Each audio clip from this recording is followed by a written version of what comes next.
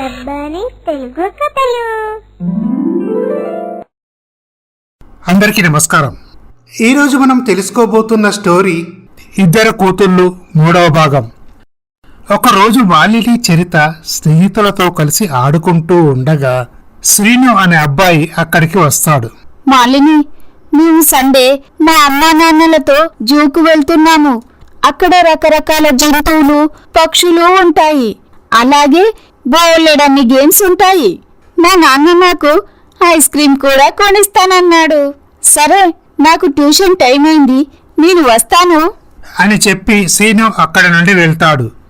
అప్పుడు చరిత ఇలా అంటుంది, అక్క, నాన్నే ఉండుంటే మనల్ని జూకి తీసుకెళ్లేవాడు, నాకు ఐస్ క్రీమ్ కూడా కొనిపెట్టేవాడు అంటూ చరిత కన్నీళ్లు పెట్టుకుంటుంది. చెల్లి, నాన్న వచ్చాక మనం జూకు వెళ్దాం అంటూ మాలిని చరిత కన్నీళ్లు తుడుస్తుంది. ఈ విధంగా జరుగుతుండగా ఒకరోజు పావని బ్యాంకు పని మీద పట్టణానికి వెళ్తుంది. బ్యాంకులో పని ముగించుకొని తిరిగి వస్తుండగా తన అత్తామామలు రఘురామయ్య, కౌసల్య ఎదురవుతారు. పావనిని చూసిన కౌసల్య, ఇదేంటి ఈ దరిద్రం మళ్ళీ ఎదురైంది? దీనితో గొడవ పడకుండా ఏదో సర్ది చెప్పి పంపించేయాలి అని అనుకుంటుంది. అత్తయ్య, అంత కులాసయేనా? మేమందరం బాగానే ఉన్నామమ్మా. మీ అబ్బాయి ఎలా ఉన్నాడు? అతను కూడా బాగానే ఉన్నాడమ్మా. పావని, నన్ను క్షమించమ్మా, నిన్ను చాలా ఇబ్బంది పెట్టాను. అలా అని నీ మీద నాకు ఎలాంటి ద్వేషము లేదు. ఆ రోజు మీ ఇంటికి వచ్చింది మిమ్మల్నందర్నీ మా ఇంటికి తీసుకువెళ్దామని. నేను మా అబ్బాయితో మాట్లాడాను. నీక 2 ఆడపిల్లలే పుట్టారు. ఆ తరువాతైనా మీకు మగపిల్లాడు పుట్టే అవకాశం ఉందా అని రాముని అడిగాను. నీకు గర్భసంచి తీసేశారు, పిల్లలు పుట్టే అవకాశమే లేదని చెప్పాడు. అప్పుడు మీ గురించి మేము ఎంతో బాధపడ్డాము అంటూ కౌసల్య ముసలి కన్నీరు కారుస్తుంది. చూడమ్మా, మా తదనంతరం ఆస్తికి వారసులుండాలన్నదే మా కోరిక. అందుకే మా అబ్బాయికి 2వ పెళ్లి చేద్దామనుకున్నాము. ఈ విషయం నీతో చెబితే నువ్వు ఒప్పుకోవని తెలుసు, అందుకే నీకు చెప్పలేదు. నిజానికి మా అబ్బాయికి కూడా 2వ పెళ్లి చేసుకోవడం అస్సలిష్టం లేదు. కాని మేమే మా మాట వినకుంటే ఆస్తంతా అనాథాశ్రమంకు రాసి మేము ఆత్మహత్య చేసుకొని చనిపోతాము అంటేనే మా అబ్బాయి మా మాట కాదనలేక పెళ్లికి ఒప్పుకున్నాడు. ఓ గొప్పింటి అమ్మాయితో పెళ్లి జరిపించాము. ఆ భగవంతుని దయవల్ల మా వంశానికి వారసుడు జన్మించాడు. ఎంత పని చేశారండి! మీ వంశానికి వారసుడు లేడని మీ అబ్బాయికి 2వ పెళ్లి చేసి నా జీవితం నాశనం చేశారు. చిన్నప్పటి నుండి అనాథగా పెరిగాను. కనీసం పెళ్ళైన తరువాతైనా భర్త, అత్తామామలు, పిల్లలతో ఎంతో సంతోషంగా జీవించాలని అనుకున్నాను. కాని నా ఆశలన్నీ అడియాశలే అయ్యాయి. ఈ సమాజంలో భర్త లేని ఆడదాన్ని ఎంత చులకనగా చూస్తారో మీకు తెలియదా? ఇటు పిల్లలు పదే పదే వాళ్ళ నాన్న గురించి అడిగితే నేను ఏమని సమాధానం చెప్పాలి? నువ్వు చెప్పింది నిజమే. అలా అని మా అబ్బాయిని నీ నుంచి శాశ్వతంగా విడదీసేంత పాపాత్ములం కాదమ్మా. కొన్ని రోజులు ఓపిక పట్టు. ఆ భగవంతుడు ఏదో ఒక దారి చూపుతాడు. నువ్వేమీ అధైర్యపడకమ్మా, నీ వెంట మేమున్నాము. అప్పుడప్పుడు మేమే మీ దగ్గరికి వస్తాను. పిల్లలు జాగ్రత్తమ్మా అని చెప్పి వాళ్ళు అక్కడ నుండి వెళ్ళిపోతారు. ఇక పావని చేసేదేమీ లేక మౌనంగా ఉంటుంది. ఇలా రోజులు గడుస్తూనే ఉంటాయి. పావని అత్తామామలు ఏ రోజు కూడా పావని వద్దకు వచ్చిందే లేదు, తన బాగోగులు తెలుసుకున్నది లేదు, ఎలాంటి సహాయం కూడా చేసింది లేదు.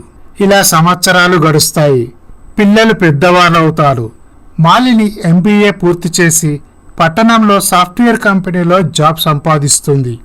ఇక చరిత MBBS కోర్స్ చేస్తుంది. ఇటు రాము 2వ భార్య కొడుకు అఖిల్ డిగ్రీ చదువుతాడు. ఇలా ఒకరోజు, ఏమండి, ఈ ఆస్తి అంతటికి వారసుడు మన మనవడు. వాడి పేరు మీద వీలునామా రాయించండి. లేదంటే పావని తన పిల్లలకు ఈ ఆస్తిలో వాటా ఇవ్వమని గొడవ చేస్తుంది. అలాగే చేద్దాం కౌసల్య. రఘురామయ్య తన ఆస్తి మొత్తాన్ని మనవడు అఖిల్ పేరు మీద వీలునామా రాయిస్తాడు. ఇలా జరుగుతుండగా ఒకరోజు చరిత కాలేజీకి వెళ్తుండగా రాముకు యాక్సిడెంట్ అవుతుంది. అది చూసిన చరిత పాపం ఎవరో పెద్దాయన యాక్సిడెంట్ అయింది అని అంబులెన్స్ కు ఫోన్ చేసి రాముని హాస్పిటల్కి తీసుకువెళ్తుంది. అప్పుడు డాక్టర్, ఎవరమ్మా ఇతను, తనకేమైంది? ఇతనికి యాక్సిడెంట్ అయిందండి, తొందరగా అడ్మిట్ చేసుకొని ట్రీట్మెంట్ ప్రారంభించండి. ఇంతకీ మీరు ఇతనికి ఏమవుతారు? నేను ఇతనికి ఏమీ కానండి. నేను కాలేజీకి వెళ్తుండగా ఇతనికి యాక్సిడెంట్ అయింది. అంబులెన్స్ కు ఫోన్ చేసి హాస్పిటల్కు తీసుకువచ్చాను. మంచి పని చేశావమ్మా. ఈ రోజుల్లో యాక్సిడెంట్ అయితే అందరూ మాకెందుకులే అని చూసి చూడనట్లు వెళ్తుంటారు. అటువంటిది నువ్వు ధైర్యంగా అంబులెన్స్ కు ఫోన్ చేసి హాస్పిటల్ కు తీసుకువచ్చావు. సిస్టర్, వెంటనే ఇతనికి ట్రీట్మెంట్ ప్రారంభించండి. అప్పుడు చరిత రామ మొబైల్ నుంచి కాంటాక్ట్ నంబర్ చూసి కౌసల్యకి ఫోన్ చేస్తుంది. హలో, కౌసల్య ఆంటీ మీరేనా అండి? అవునమ్మా. ఇంతకి మీరెవరు? కంగారు పడకండి, నేను చెప్పే విషయం జాగ్రత్తగా వినండి. మీ అబ్బాయికి చిన్న యాక్సిడెంట్ జరిగింది. ఇప్పుడే నేను హాస్పిటల్లో అడ్మిట్ చేశాను. మీరు త్వరగా రండి అని చెప్పి చరిత కౌసల్యకు హాస్పిటల్ అడ్రస్ చెబుతుంది. అప్పుడు రఘురామయ్య, కౌసల్య, వైశాలి, అఖిల్ హాస్పిటల్కి వస్తారు. డాక్టర్ ట్రీట్మెంట్ చేసిన తర్వాత బయటకి వస్తాడు. డాక్టర్ గారు, మా అబ్బాయికి ఎలా ఉందండి? కంగారు పడాల్సిన అవసరం లేదండి. మీ అబ్బాయి ఆరోగ్యం నిలకడగానే ఉంది. చాలా సంతోషం డాక్టర్ గారు. మీ మేలు ఈ జన్మలో మర్చిపోలేమండి. నాదేముందండి, సమయానికి ఈ అమ్మాయి మీ అబ్బాయిని హాస్పిటల్కు తీసుకురావడంతో ప్రాణాలతో బయటపడ్డాడు అని చెప్పి డాక్టర్ అక్కడ నుండి వెళ్తాడు.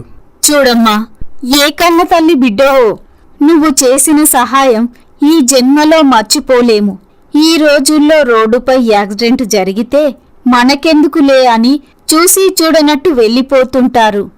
అటువంటిది ముక్కు మొహం తెలియని నా కొడుకుని సమయానికి హాస్పిటల్లో అడ్మిట్ చేసి నా కొడుకు ప్రాణాల్ని కాపాడావు.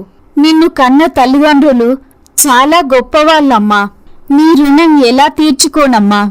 ఎదుటివారికి సహాయం చేయాలన్న నీ మనసు చాలా గొప్పది. నీ సంకల్పం నెరవేరాలని, సుఖ సంతోషాలతో నీ జీవితం ఉండాలని మనసారా ఆ భగవంతుణ్ణి వేడుకుంటున్నాను. ఇంతకీ నువ్వేం చేస్తుంటావు? ఆంటీ, నేను ఎంఆర్ కాలేజీలో ఎంబీబీఎస్ కోర్సు చేస్తున్నాను. సరే అండి, నా కాలేజీకి టైం అయింది, నేను వస్తాను. ఆ రోజు సాయంత్రం చరిత కాలేజీ నుండి ఇంటికి వచ్చాక, అమ్మా, ఈ రోజు ఒక పెద్దాయనకి యాక్సిడెంట్ జరిగింది. అక్కడ ఎవరు అతన్ని పట్టించుకుపోవడంతో నేనే అంబులెన్స్కి ఫోన్ చేసి ఆస్పత్రిలో చేర్పించాను. చాలా మంచి పని చేశావమ్మా. ఇంతకీ ఆయన ఆరోగ్యం ఎలా ఉంది? పర్వాలేదమ్మా. చరిత, ఎదుటివారు ఆపదలో ఉంటే సహాయం చేస్తే మనకు ఆ భగవంతుడు మేలే చేస్తాడు.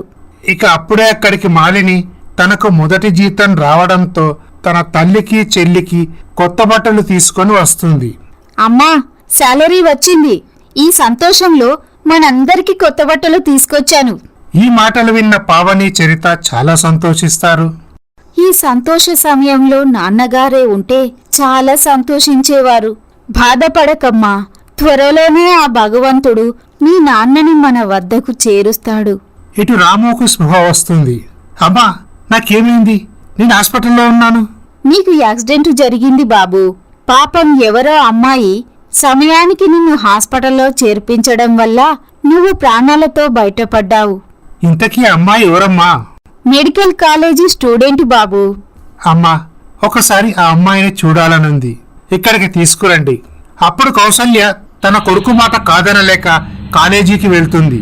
ఇక ఆ తర్వాత ఏం జరుగుతుందో తర్వాయి భాగంలో చూద్దాం. ఈ స్టోరీ కనుక మీకు నచ్చినట్లయితే మా ఛానల్ని సబ్స్క్రైబ్ చేసుకోండి.